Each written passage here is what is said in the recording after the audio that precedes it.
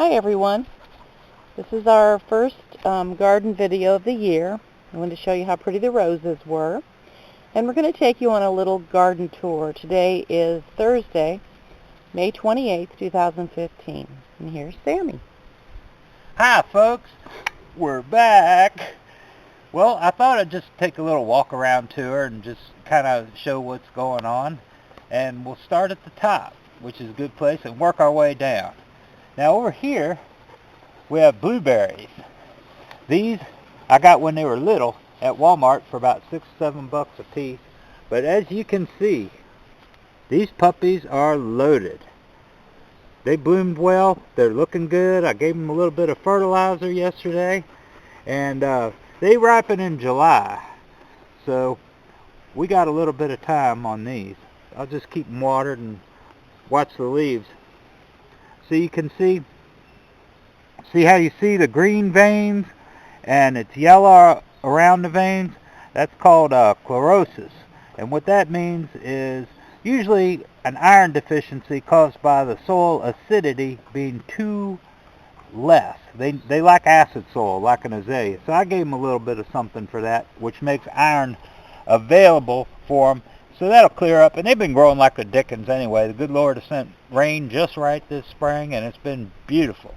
So we look forward to lots of blueberries, provided we get a net up so the birds don't eat them, because they like them too. And we both have white trucks, so they head for those, as you can understand. And the roses, I also got at Walmart about 10 years ago, and they're looking good too. So we're happy. And now, we'll stroll gently over to the upper gardens. There's two of them. Now these are what I call the upper gardens. There's two little strips I made, kind of like a terrace, just for fun. I don't till these. I do it no-till. I got perennial crops in here and annual crops. But I just use them for stuff that requires a little bit more attention, because it's easier to get to than to walk down there with this and that. And so if something needs a little extra attention or something, or just watching, I can get to it easy. Now, what do you see here? Marcy, what do you see here? Strawberries. Strawberries, look. Let me get a close-up. Well, it's kind of close, but not really. You must have been picking already, huh? No, I haven't picked yet. Is it filming? Mm-hmm. No, I haven't picked yet today. I'll pick later this evening or first thing in the morning. It's always best to pick berries first thing in the morning. And this is Marcy's strawberry patch. This is the original strawberry patch. Mm-hmm. I never promised her a rose garden. She gets strawberries. That's right. She likes to eat strawberries more than she likes to eat roses. That's right. And over here, we have cabbage, which is starting to head up. Let me see a head. Huh? Oh. See, they're making their little heads. Oh, that's so cute. These should finish up sometime next month. You've got regular and purple. Uh-huh. And there's the purple. Cabbage patch starts in February with needle seeds and cell packs. Okay. And behind them, we have some of those Chinese, Asian, I call them azbuki beans. They're kind of get real long, and Chinese these are red. noodle beans. Mm-hmm. I like the name azbuki better, because it Sam's probably means something name. vulgar. And but so the cabbage is doing good, and here we have kale. This was so good. We've had it in salad. Yeah, we put it in salads. It's good. We don't cook greens because I think they're nasty. They look like caterpillar feces. Oh, yuck. They do. But they're real good in salads and all, and they're good for you too. They're full of vitamins and everything. And the bugs have been giving me no trouble with these. I haven't had to spray them or anything. And here we have garlic. Lots of it. Mm-hmm. And pretty soon it'll start sending up what they call a scape. That's like a little specialty stem which has flowers on it. When they start doing that, it'll be close to time to harvest. But I just get the cloves at the grocery store and pull them apart and stick them in November. That's when I planted this. And this is kind of exotic plant. This is a plant that I decided to grow this year as a pet. It's called roselle. Roselle. Anyway, it's a hibiscus. And what you do is you make tea with the calyxes. The calyxes are kind of like, after they flower, they're like rose hips on them. And it makes red tea. And it's cool. It's tropical. So we'll see if it has enough time to do right here. But anyway, it's a pet. And this is a pet too. This is cotton. And by law in Virginia, I'm supposed to apply for a permit to grow cotton, but I got 6 plants. If they want to give me a fit, they can give me a fit. Anyway, we'll move on to the next garden. You see more of the asbuki beans. They'll grow up and they'll cover this thing. Mm-hmm. Once they get started, they're just crazy. And this is the other part of our salad. This is types of like romaine lettuce. We got, I forget the names of all these, except the middle one, which is easy to remember. This is called devil's tongue. See? Let me see that one. Yeah, it's groovy. It does look kind of like a tongue.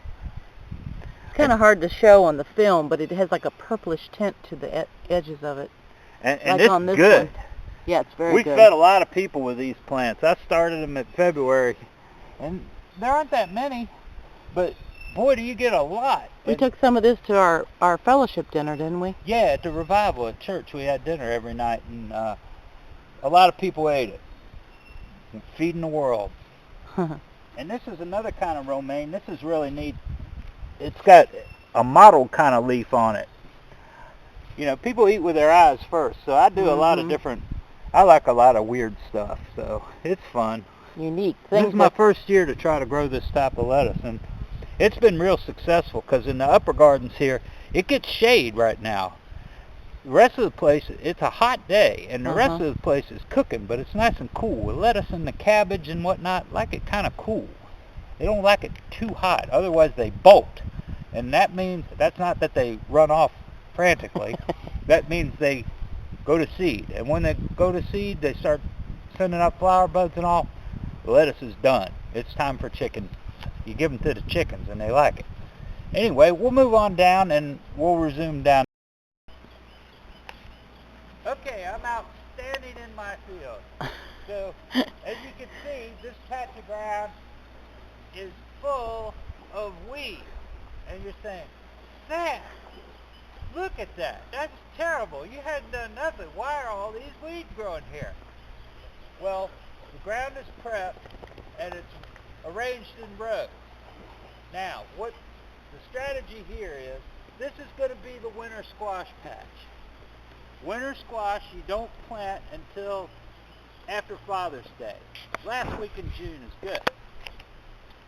So what I've done is I've set it all up, then I come through here and I nuke all these weeds with glyphosate, which in layman's terms is Roundup.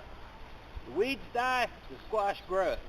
That way all the weeds, 90% of them that are going to come up have come up.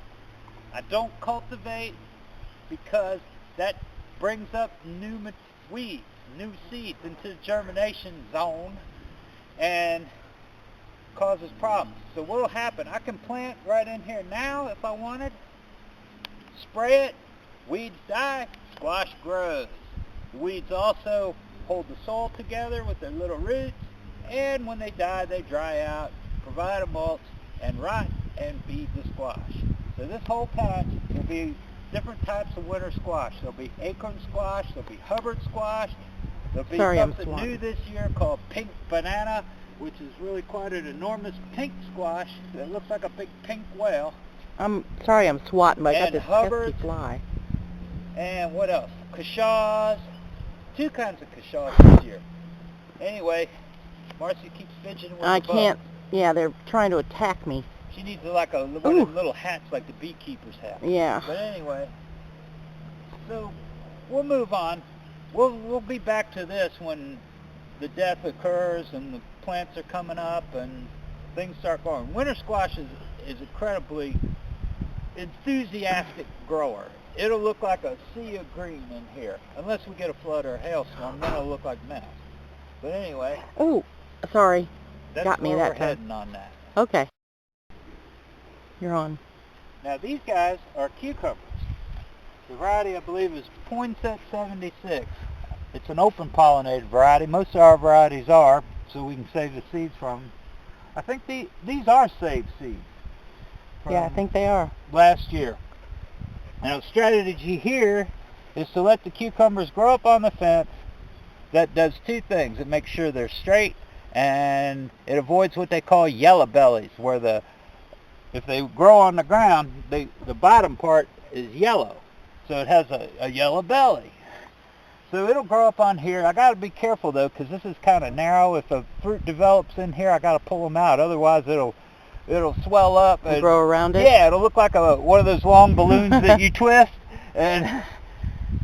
But they're doing good. Yeah, this is the first planting, and I left room for the second planting. You do 2 plantings of these. Mm-hmm. Now on this fence where we grew, we have helpers too, by the way. Yeah, these are the foosters. Bruce and Dollar. That's right. But anyway, these are lima beans. Now they're supposed to be bush beans, but last year I thought that, and they ran like the dickens. So I planted them under a fence to give them somewhere to grow. And then we have peppers. We got green bell peppers. We got purple bell peppers. We got Hungarian peppers. We got jalapeno peppers. We got cherry peppers. We got cayenne peppers. We got a lot of peppers. We got a lot of peppers. Pick a pepper. Well, they're not ready. Pick a pepper that you like. They're getting there though. This is part of the corn that's coming up. Then I'll come down here and see Sammy because he's got more to say. Okay. That's Bloody Butcher corn. Bloody Butcher. Mm-hmm. And what do you use that for? It's an old-time Virginia variety. It gets red. It gets almost blood red when it's mature, when it's hard, like feed corn. You can make cornmeal out of it. You can make hominy out of it. You can use it for decoration. I gave it to people. I gave some at church and all, and they put it on the altar in the Thanksgiving time, with the gourds and the festive squash and everything, fall decoration and stuff. Mm-hmm. But it's nice. You can use it for feed. And when it's small, when it's first developing, you can eat it like sweet corn. You can cut it and boil it or steam it, roast it, however you want. And we got okra here. Okay. You can see the dramatic use of herbicides. I sprayed that patch. Very few weeds in there. I might cultivate a little bit. But these others are dying now. I sprayed these a couple days ago, and they're dying. What's going to go in here is Marcy's sweet corn patch. That's right. One of the few hybrids I'll grow. It'll be, of course, locally, Silver Queen is king. It's delicious. Mm-hmm. And if you want to see how we get it off the cob, that was a chore. It's easier than it looks, but it's kind of rednecky and cool. So that's what's going in here. So ideally, you spray the ground with your herbicides, and then you put your plants in. Mm-hmm. Okay. Yeah. So they don't. Okay. Yeah. Because I'll use the planter. I got one of them little push earthway planters. That thing's the berries. Okay. So Dog we're just moving stepped on my along, foot. and this is okra down here. Yeah. That'll be plenty of okra. Look at these two foosters. Fooster break. And those are my amigos. All right. Here's our bird scare balloon. Now, one of the problems that I've had with growing corn is crows. Crows are very smart. I've heard they can live to be 150 years old, but they're smart. Now, when the corn germinates, it sends up a shoot, but the kernel of corn is still below the ground, and that stays in place, and it sends up a shoot. Now, the crows have figured out that you can come by, pull up the little corn plant, and eat the seed. So you'll go down, they'll go walk a row, and you'll see all the little tops, and that seed is gone. And they're very destructive. Now the balloons help. That's what those silly things are out there. And I amended them with these little pinwheels you get for $1 at Walmart. I think they're mostly for me because, number one, they move. Yeah, and there's number the two, pinwheel. they're shiny. But that didn't quite do it this year. Now, the old people have told me what to do. Now, if you look up on the pole, This is nasty, people. yeah, you'll see what happens to one of the offenders. Uh-huh. I shot that bird out here about a week ago, and you hang him on a pole like that. And you know what? There have been no problems ever since. It works. And at least he ain't eating any. No. I know he's not eating. So, if you got problems with crows eating your corn, do that. Ugh, It works. it's creepy. It looks a little Mad Max, maybe It's Blair creepy. Witch Project or whatever. But you know what? I got a cornfield. That's right. Now we come to a very diverse patch of the garden. This strip here is diverse this year. Now this plant right here is tobacco. It's politically incorrect, it's addictive, it causes cancer, and I love it. Anyway, It's a fun plant to grow because they get so big. it's an amazing plant to grow. The seeds are tiny. There's like 250,000 of them to an ounce. They're about the size of a little Boosters. of a period on a printed page. So they're real small, but their growth of these things, from that to what they grow into, they'll get taller than me, and they'll have leaves this long and that wide. It's awesome. It's just an amazing thing, that much growth in months. And then we got tomatoes. We got all kinds of them. They're doing good. As you can see, I'm a big user of old hay. Mm-hmm. One of the guys, older guy that goes to our church, he has a farm, and so I tell him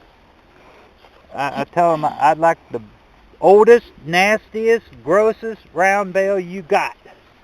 And that's what I use. How many tomato plants are here? 46. 46. And right here, these 2 rows Yeah. to that bamboo thing are black-eyed peas. Okay. Then we got sunflowers, Mm-hmm. and then we got the summer squash. Okay. That's your white UFO flying saucer Uh-huh. squash. We got yellow squash and zucchini. Do you have weird little kids this year? No, we don't have any weird little kids. There was a following for those I know. last year. I might put in a few. I'll see if I can find the seed. And here we have one of my bride's favorites, lima beans. More Mhm. lima beans. I love lima beans. She does love lima beans. So, I do. So I grow them. I like them, and I like shelling them because it's no heavy lifting, no bad smells, and you can do it sitting down. So what's not to like? That's right. And then, moving further along,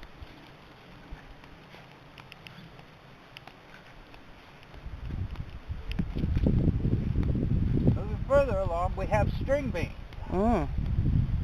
Now these are doing this row good. here, yeah, they're doing real good. I'm pleased. Is yellow beans, Mhm. yellow string beans, and these ones here are purple. Okay. They're called royal burgundy. And what's cool about them is when you cook them, they turn green. So if you like to freeze your green beans, you know you have to blanch them first. When you put them in the hot water to blanch them, they turn green, they're done. Yeah. It's kind of a built-in indicator for you. They're doing great. Yeah, they're doing real good. Fortunately, the deer and all haven't found them yet. Yeah. I haven't really seen any deer out here in the Yeah, garden. maybe I'll string a dead deer up on Oh, the pole. jeez. No. But things Sammy. are moving along. Okay. And beyond that, where you see that fine-leafed, Mm-hmm. that's asparagus. We've been eating a good bit of it. Unfortunately, the asparagus patch has nutsedge in it, which is like a grass. Mm-hmm. And as far as I know, there's not a way to chemically remove it. So I got to go in and physically remove it. Bruce is acting up. Anyway, so, and then even then you don't get it because it's like one of those things like the hydra. You cut off one head, 2 fill up. Mm-hmm. So So I'll just have to keep after that throughout the summer. And now we'll go look at the blackberry. Ready? Mm-hmm. And here we are at the Blackberry Patch. Now the blackberries are doing real good this year. Last year they had kind of a so-so year. But they're flowering now.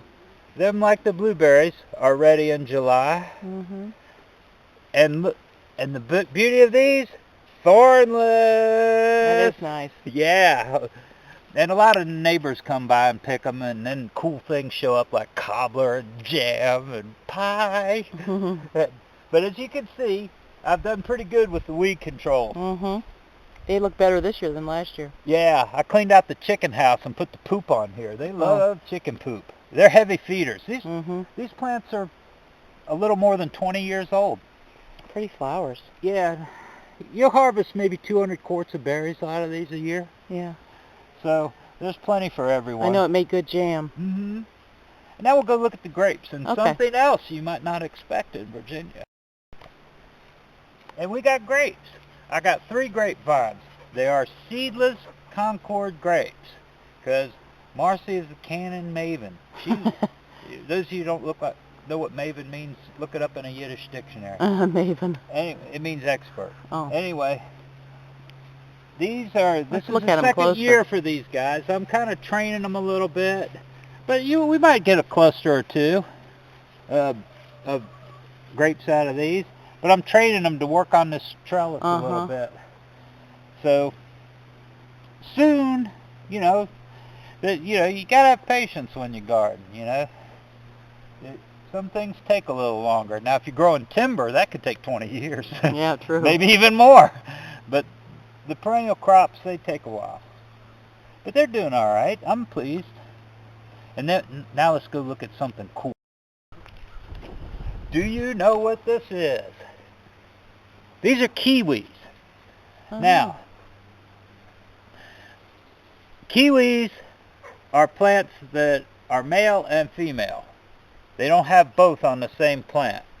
You either have a male plant or a female plant. Now, supposedly, when I bought these, they came with just little sticks like this in tiny little pots. And I think they marked them which ones were which, but that tag disappeared about 10 minutes after they arrived. Never seen it again. They've done great. So I don't know which one's a male and which. Supposedly there are 2 females and 1 male. Look how they're growing along this. Have you trained it to do that? No, I just started it off and it does it by itself. Okay. And they go the same way. They sure do. They all go the same way. I don't know. We've been kind of looking for flowers, and we'll know where the female is, but we haven't seen flowers yet. Now, when I see their genitalia, then I'll know which one is which. But so far, no flowers. This is their 2nd year. They're as old as the grapes. Yeah, but they're doing really good. Yeah, they like to grow. They're aggressive growers. So I put them up on this like a clothesline. So what I want to do is have them spread out on this. I'm going to work with them a little bit. I have been here and there getting them to go where I want. So the fruit will hang down here. So all Sam has to do, no bending, no stooping, no excessive reaching, is just pick the fruit. You got to, with stuff like this, with fruit trees and grapes and everything, you got to think of the harvest part of it, because if you had this 12 feet tall or growing up on the side of a building or something like that, you get ladders. That's the way people get hurt. I know I get hurt. But anyway, it's much easier. You got to plan for the harvest.